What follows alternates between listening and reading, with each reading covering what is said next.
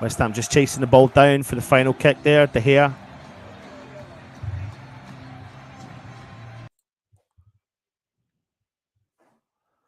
Oh, it's good for West Ham to chase. West Ham win it back down the right-hand side. Referee, blow the whistle. Blow the whistle. Bowen goes down there, takes it down there. West Ham win it back. Oh, ref foul. And we get the free kick. I am now multi-streaming. I've got the review up live, so I am across on the review. If you want to come across and join me on there, I'll bring it across to you. But I'm just running down the clock with the review show. Remember, when I click end stream on here, it will jump across. You can stay on, and it will jump you across to the review.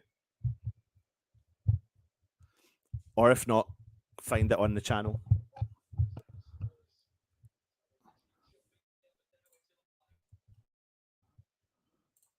Smash that ball into the box, Matt. Smash that ball into the box. Put it in the mix. West Ham hold on to play.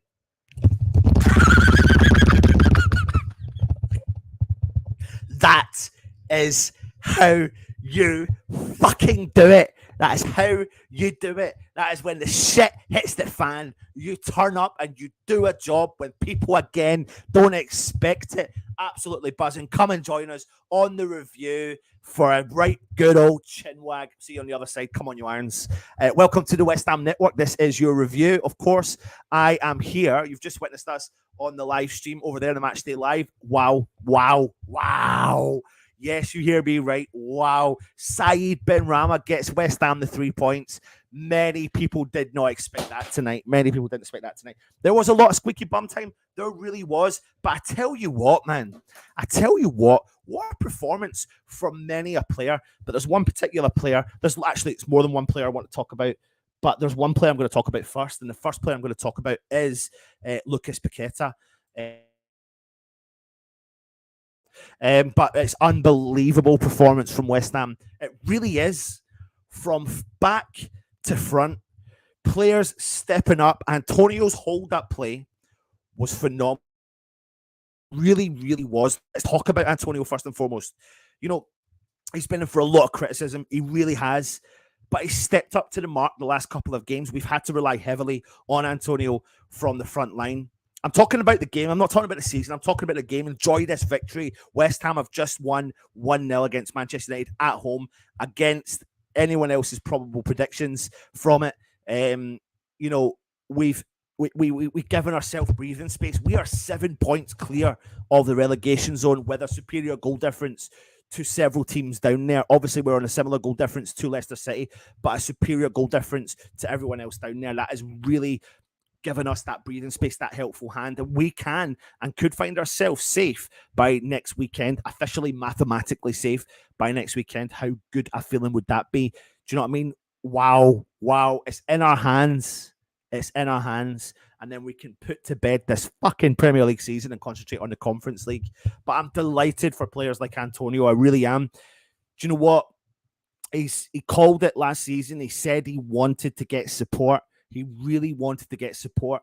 And he got the support, but he didn't seem to take it that well. He wasn't performing for West Ham. He wasn't stepping up to the plate. Several players weren't finding their form and haven't found their form. But again, when the going gets tough, you can't discredit Antonio's performance tonight. His hold-up play was phenomenal. His dropping back, his linking up play with the midfield was great. But on top of that, you need other players to think in a similar vibe. Let me talk to you about Tommy Souček. The man puts his body on the line. He does everything that we don't see. And I genuinely believe that. I have called for him to be rested several times this season, without a doubt, without a shadow of a doubt. And several times this season, I've seen his name be put on the score sheet, and I've been heavily disappointed by that. The big but to this whole equation is what? I think when you look at Paqueta and Declan Rice, and when West Ham play really well, they thrive upon a Tommy Souček being there. His interceptional play today, his effective play today was phenomenal. Not the technically gifted footballer, but a player that just steps in and does what he needs to do for the team to allow the players like Paqueta and Declan Rice to play. It's really, it's a little bit like, where has this West Ham been?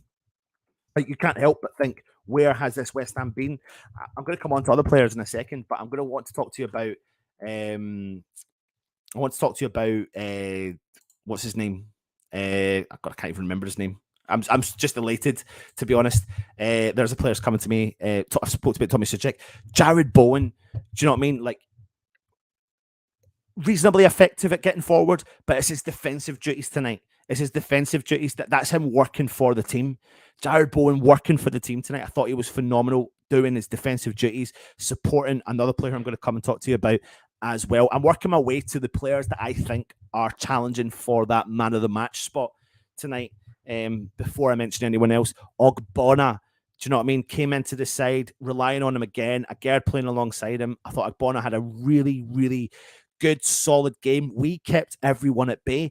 A couple of half chances for Man United in the first half. West Ham running our luck. We were challenging them a few times. I thought we started the game off really well with a nice bit of energy, but we did start to pile the pressure on come the end of the first half. But Manchester United did find themselves with a couple of half chances, and the ball was just glimpsing wide of the post a few times. But essentially, though, they couldn't find their way through our defence. I think they found their way through the defence once or twice in the second half. But apart from that, I thought Ogbonna partnered with Aaron Creswell, again, getting forward, doing everything they needed to do, really set that tone for how West Ham were going to defend.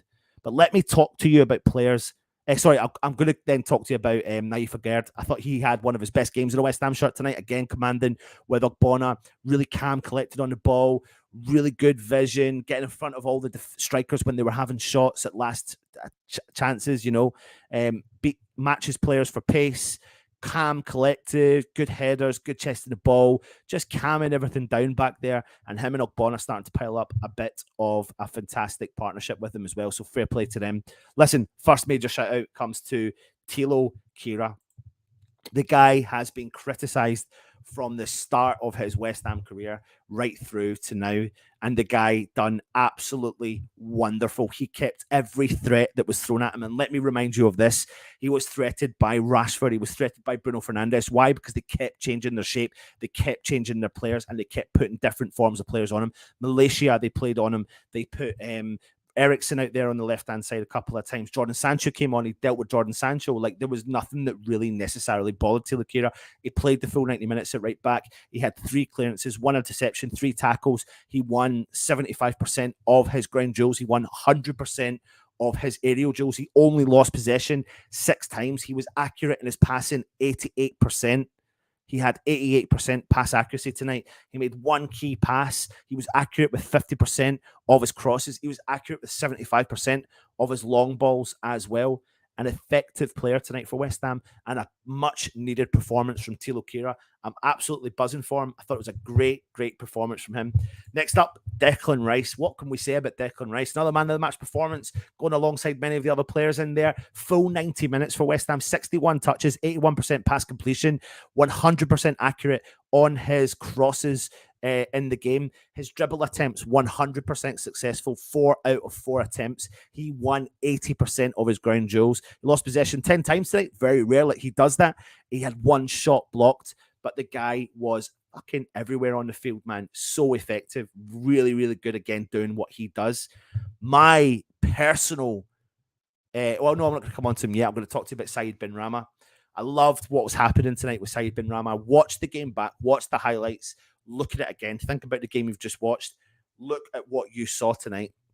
What was happening with Benny was he was cutting inside when West Ham were coming down the attack, and that's how West Ham scored the goal. We were really effective when we done it on the left and done it on the right with Bowen. Sometimes when we attacked, Benny just didn't stay on the touchline. He came inside, and when he came inside, he was getting really a lot of joy with the ball. He was really successful with the ball, and he's really successful at attacking those players.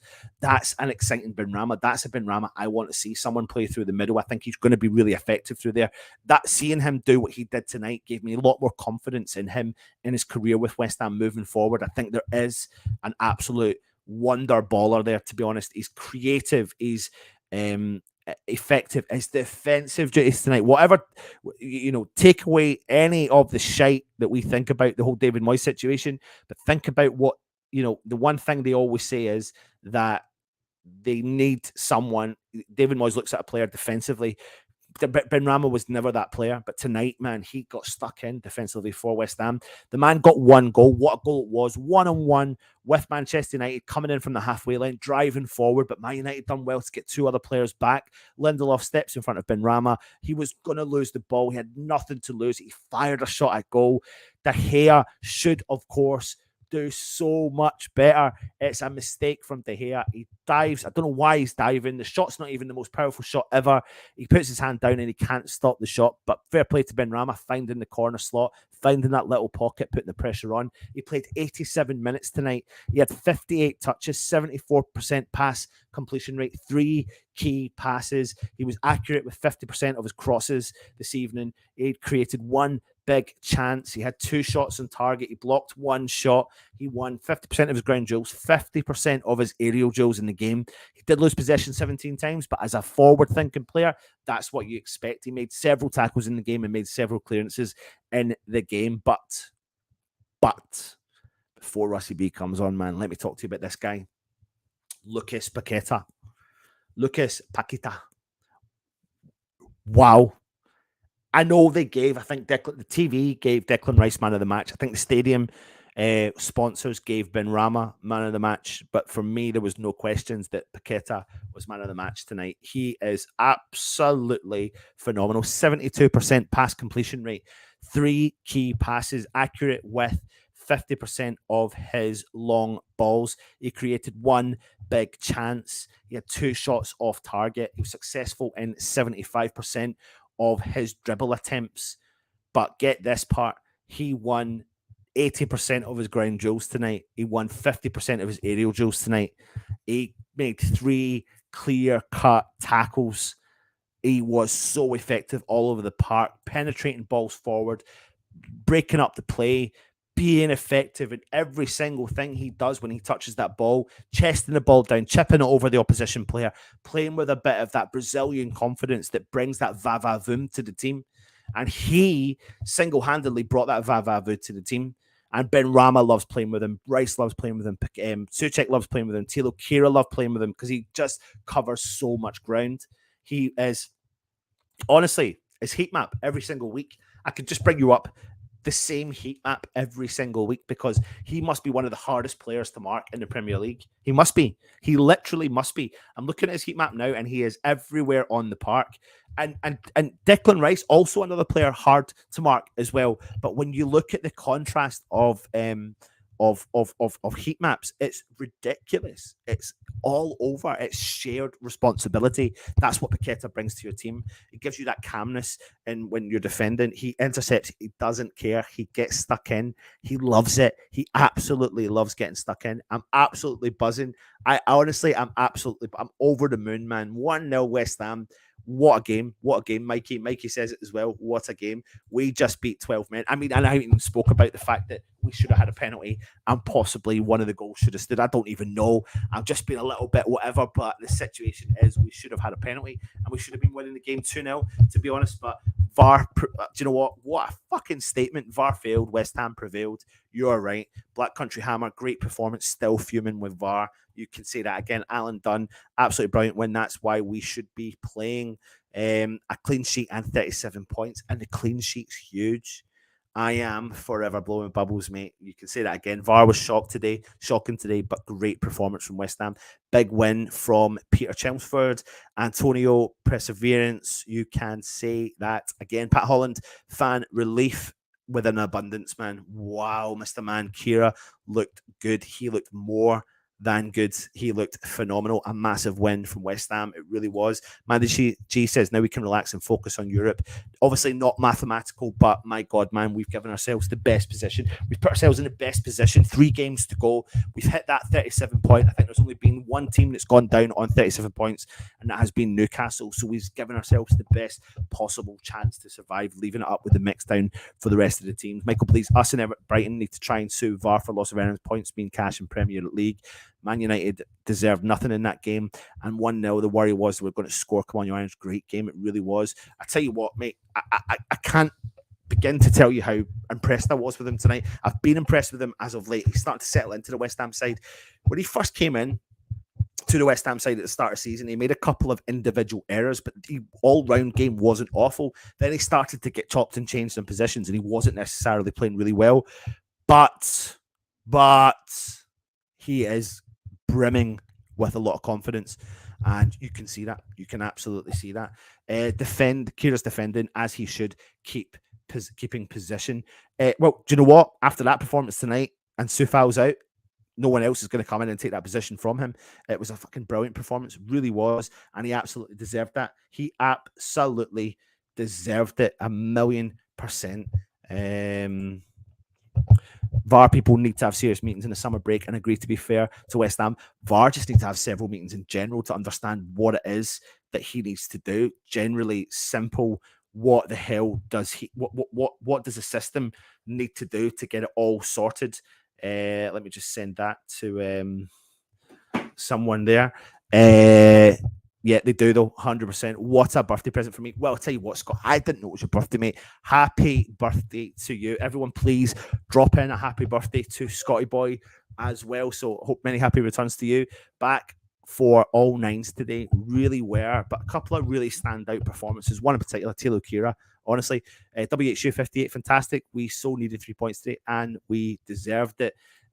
Bowen did the other day, clearing off the line. Absolutely, Kehler's throws are Soufal level. Yeah, what a weapon we've got. What an unbelievable weapon we've got. Stuart K, we are safe now, Anton. Come on, you irons. David Moyes is a legend. I love it. So people are coming out now saying all that. Surreal frame. All the United fans will be butthurt now. Can't wait to start around the place tomorrow in my jersey. The funny thing is, though, as you know, they'll just be heading up the M25 and heading up the road to Essex and getting into their nice little comfy homes, aren't they? Oh, I'm such a dick, aren't I? But hey ho, what can we do? My prediction was right. West Ham 1, VAR 2. You're right, mate.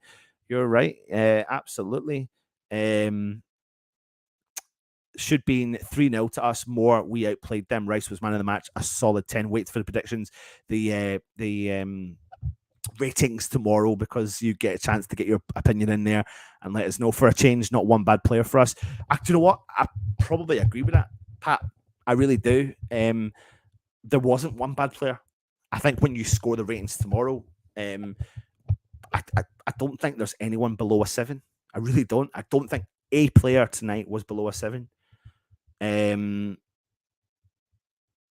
Not even Fornals. Fornals probably the only player you really can rate substitution-wise.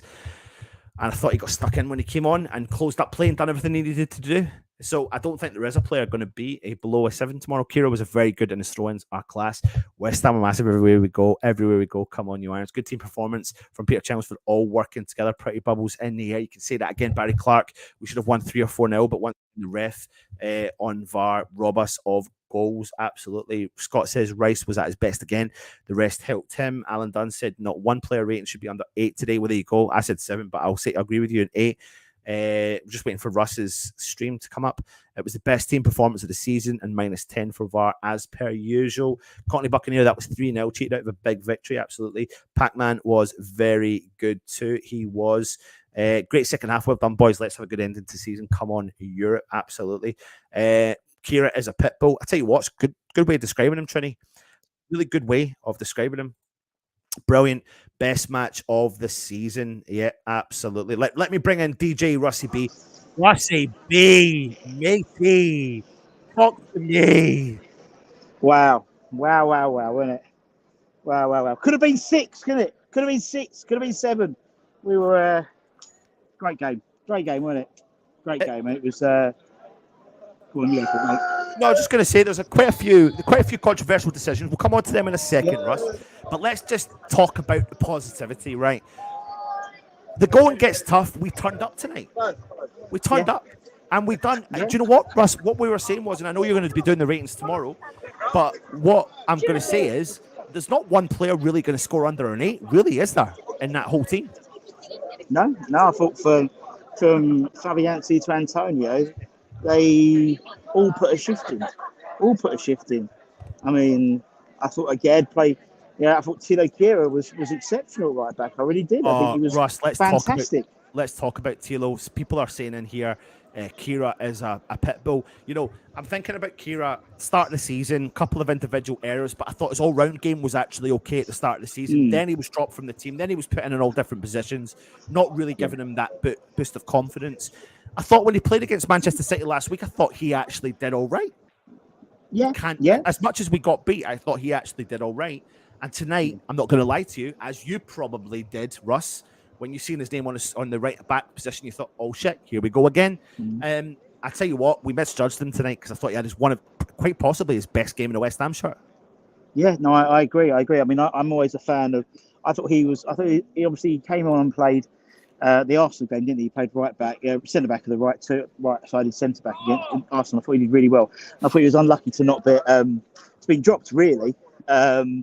But as you said, right back, it was either him or Ben Johnson. I thought we made the right decision, obviously, to have Thilo instead of Johnson. I thought he was really good. I thought, I mean,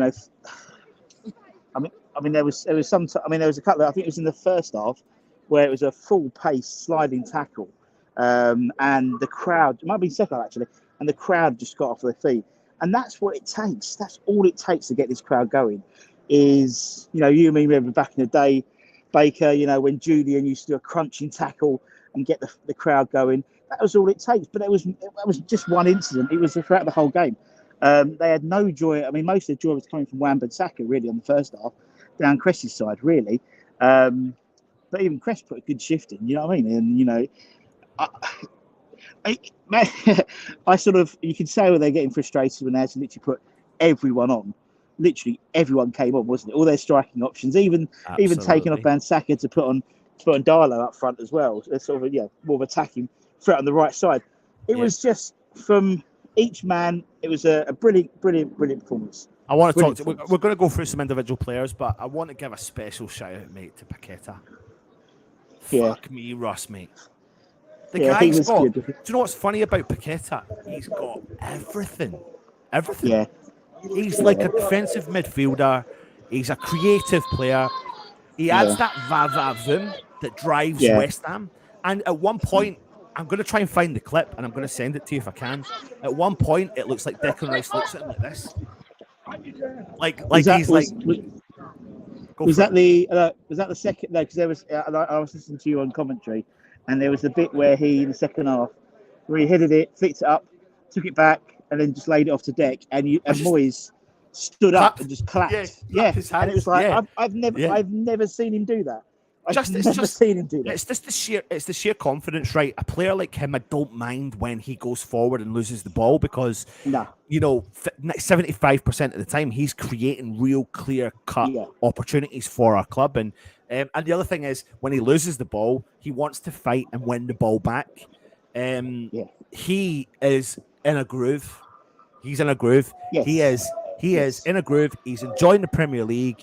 If West Ham are not mathematically safe, it certainly feels like we're very close to being there. He's going to be pivotal for us moving forward as a club, isn't he?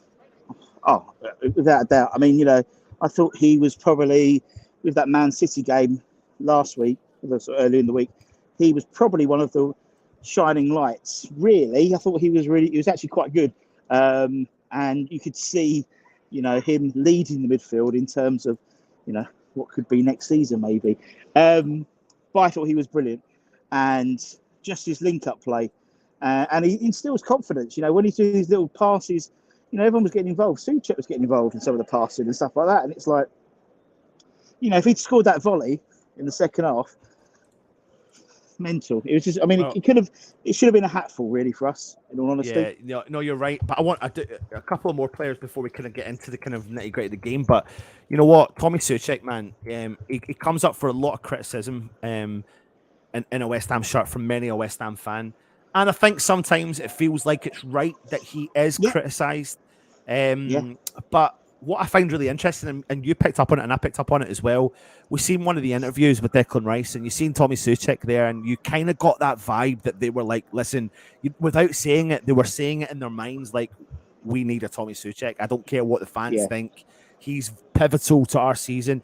And again, tonight, man, I mean, I've met him a few times. I've spoke to you before about it, but he visually puts his face on the line for a fucking club, man. He done it again tonight, and fair play to Wan-Bissaka. I mean, I've got to give Wan-Bissaka credit for going for it as well.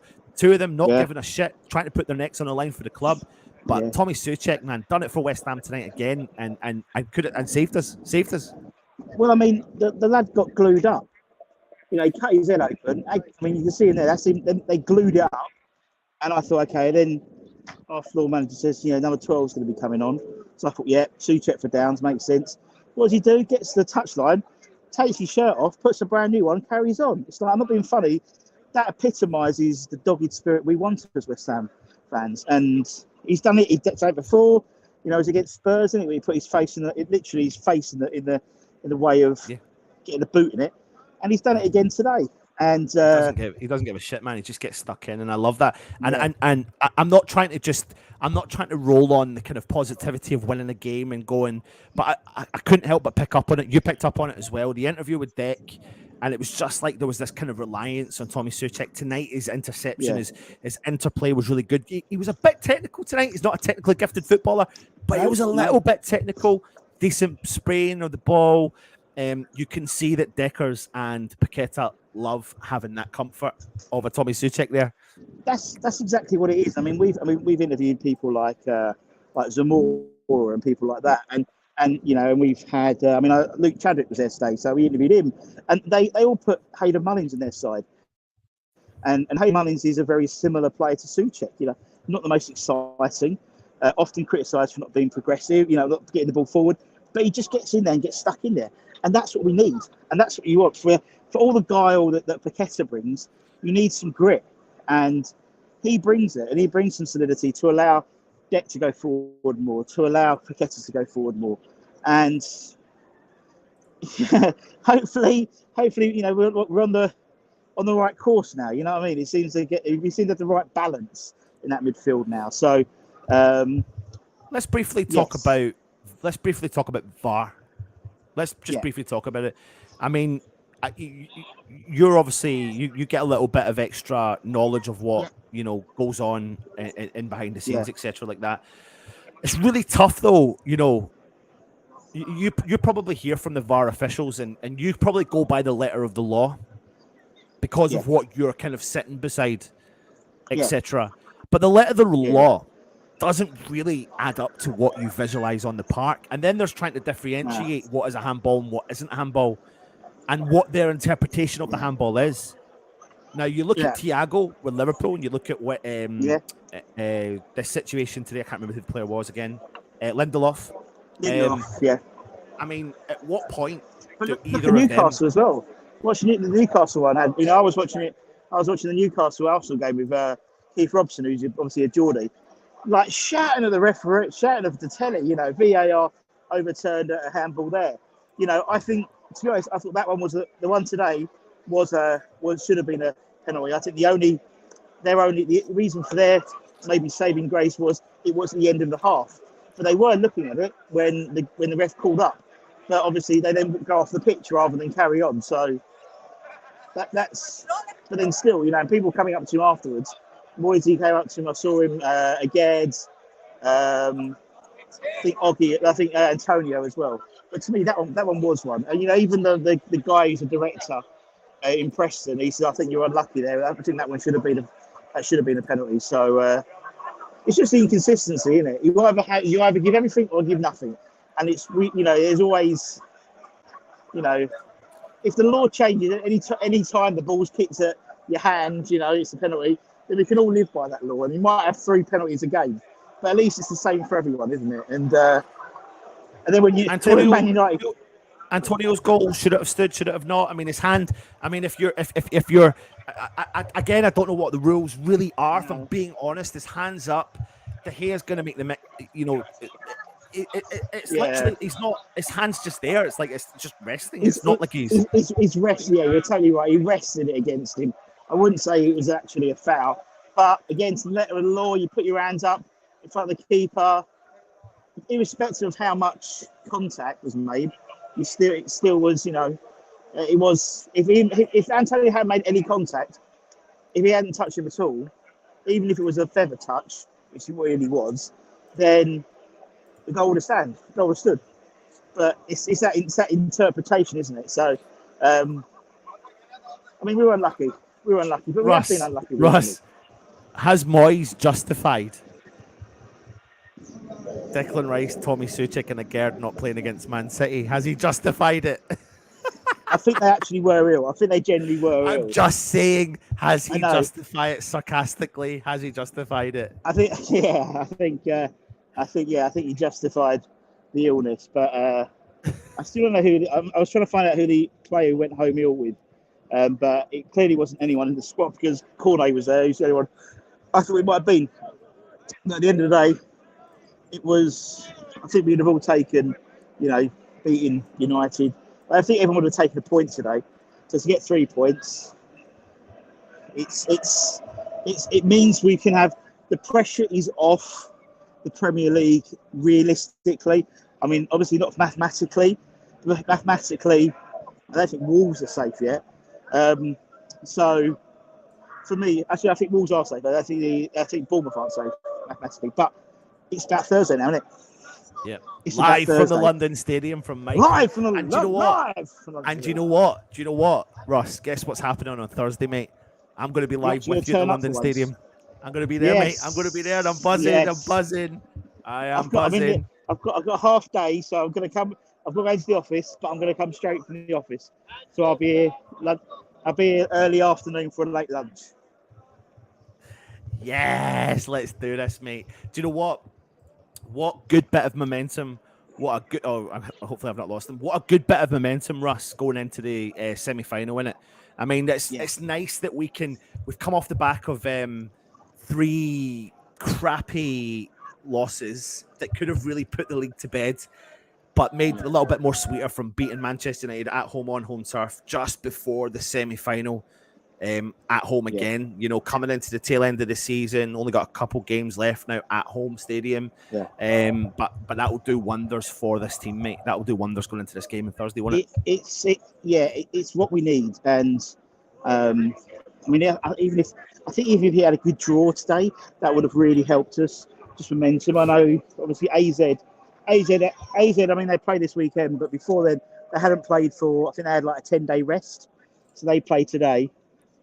And then that's all we need. That little extra bit of gap, so we can go into Thursday, full squad, full side, and then not part of the second team for Brentford, but the pressure's off a little bit because we still have to play Leeds, don't we? Here, I mean, so the idea for me personally, it's not throw the Brentford game, but actually it's not about the Brentford game because we can get the extra point we need to make it mathematical with the Leeds game. I honestly think. But by the way, I met your dad's favourite player, Clyde Best. Don't tell me you met Clyde Best.